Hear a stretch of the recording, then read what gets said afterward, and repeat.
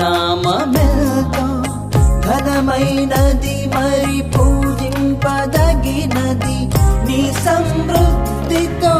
అక్కరలు తీర్చితివే తరగని నిధి కృప మహదైశ్వర్యముతో నీ సమృద్ధితో అక్కరలు తీర్చితివే తరగని నిధి కృప మహదైశ్వర్యముతో నా యేసయ్యా నీ కృపా చేతనే నాకు బలమునొసగుచుంటివి